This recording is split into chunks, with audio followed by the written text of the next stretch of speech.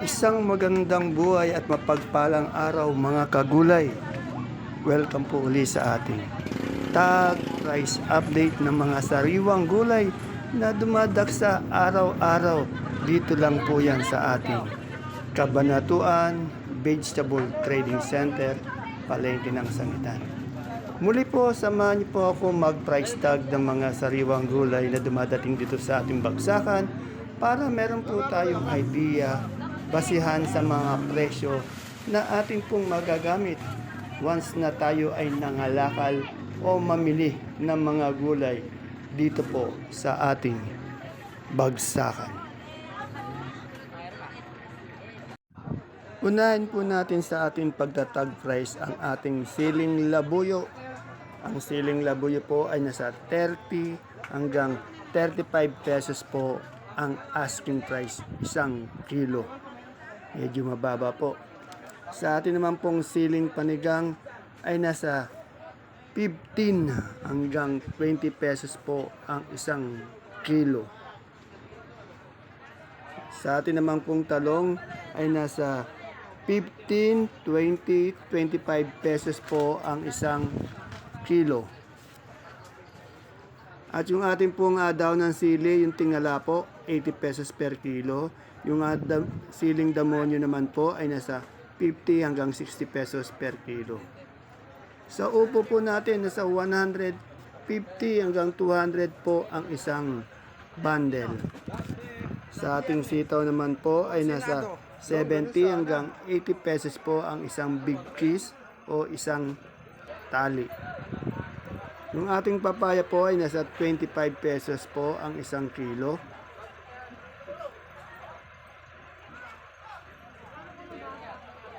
At sa ating talong na domino, 100 or 150 po ang isang bundle.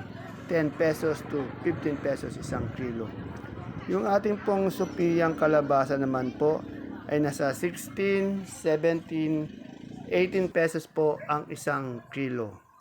Sa ating pechay po ay nasa 15 hanggang 20 pesos po ang isang kilo. At ang atin namang pong mustasa ay nasa 30 hanggang 35 pesos po ang isang kilo. Sa ating pong pipinong puti po ay nasa 30 pesos po ang isang kilo. Ang ating bakla naman po nasa 20 hanggang 25 ang isang kilo. Tandaan niyo po puro asking price lang po yung binabanggit natin, hindi po final price. Sa ating mani naman po ay nasa 70 pesos po ang isang kilo.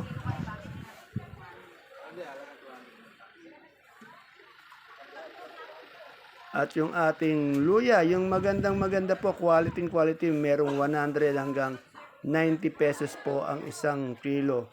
Yung good po, merong 80 hanggang 70 ang isang kilo. Sa ating siling sultan po, 60 hanggang 70 pesos po ang isang kilo. At yung ating bonitong ampalaya, nasa 25 hanggang 30 pesos po ang isang kilo. Sa sigarilyas naman po natin ay nasa 55 hanggang 60 pesos ang isang kilo. At yung ating kamote, yung ating pong Taiwan Sea, yung maganda po 47, yung ubi po 45, yung dilaw 40 pesos, at yung ating puti po nasa 30 hanggang 35 pesos ang isang kilo. Yung ating papaya po nasa 25 hanggang 27 po ang isang kilo.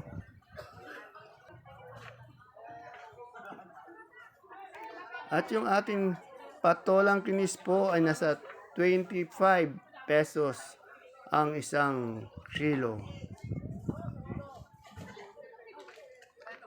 At yung sa ating patolang palikpik naman po ay nasa 15 hanggang 25 pesos po ang isang kilo. At yung ating mais po, marami tayong mais sa baksakan, nasa 17 pesos ang isang kilo o 170. Yung puti po naman, 25 per kilo or 250 ang isang bundle. Sa ating kalamansi po, yung napakaganda, quality po, nasa 2005, 2004. Yung hindi naman po quality, pero good pa rin po, nasa 2,000 isang buriki, isang red bag, or 30 kilos. Depende po sa ganda, sa quality. Yung ating pong kamatis, nasa 15, 18, pinakamaganda, 20 pesos per kilo po. Tandaan niya, mga asking price lamang po yan at depende po sa quality ng gulay ng ating ina-update. Yung ating pong sibuyas po na puti, yung good size po, nasa 320 po.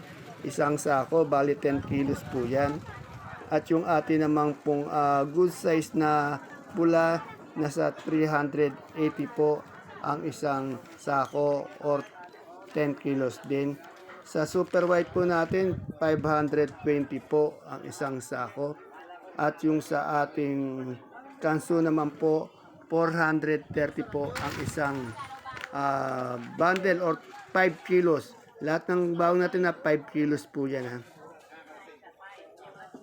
At yung ating munggo po, ayun medyo umangat eh.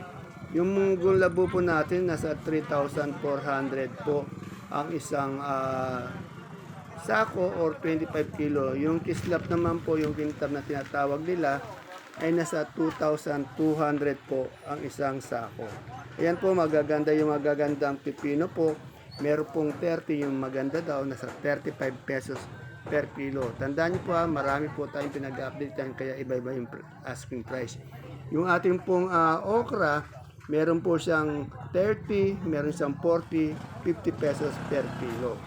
Kasi natanungan natin mga 2, 3, 4. At yung ating siling panigang po ay nasa 15 hanggang 20 pesos po ang isang kilo.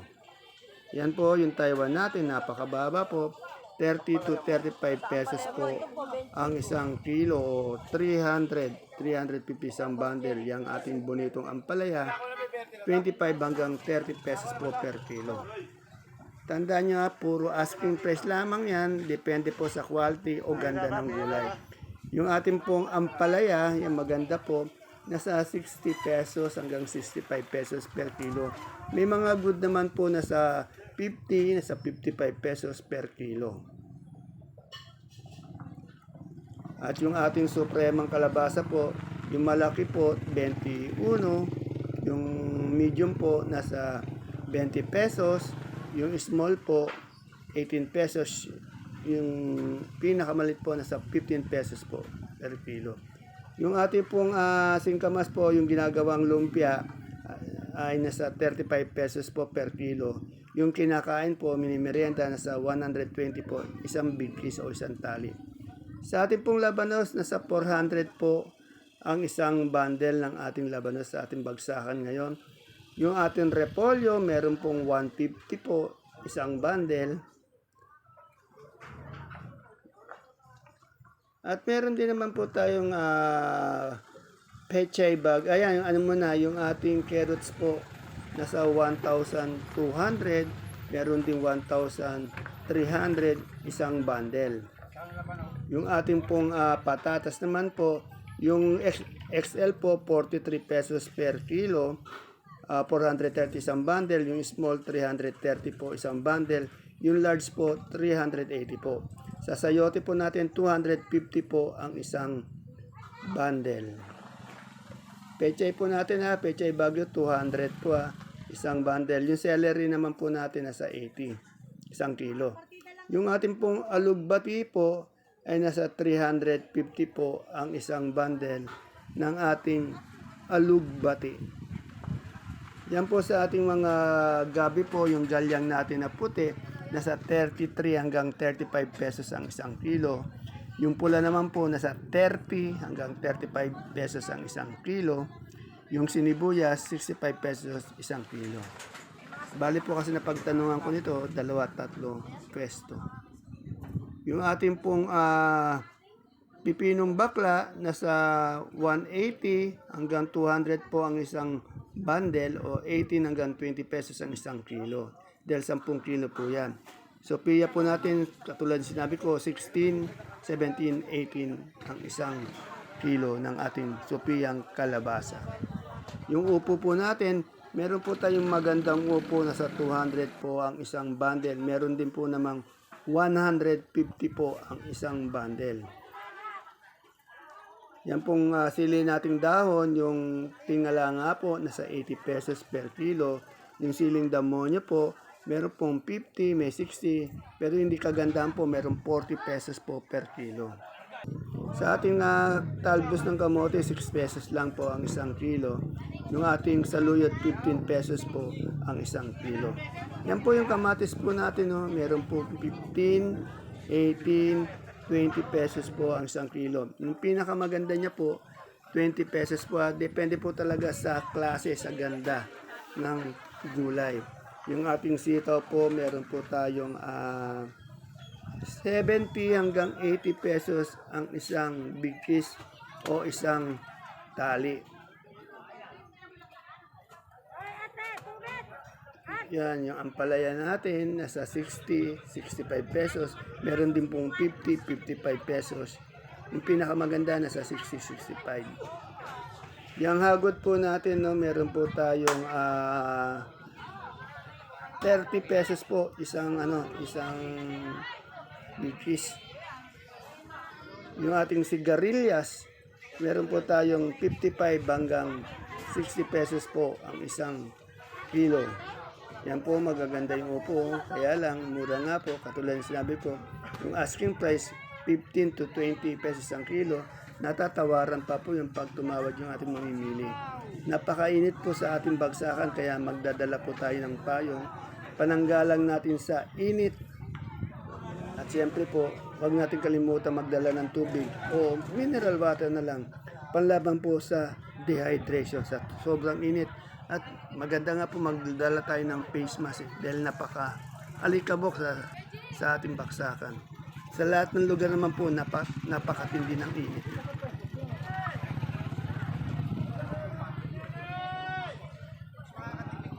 Marami pa rin pong gulay ang dumadating sa ating baksakan kahit na po sobrang init.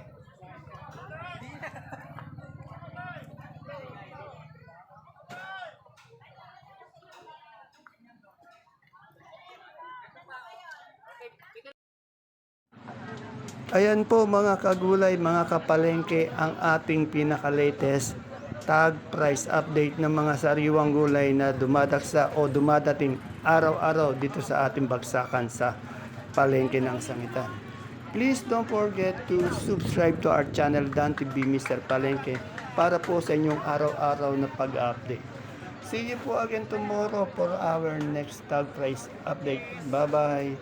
God bless us all po. Ingat po tayo sa tindi ng sikat ng araw dahil napakainit.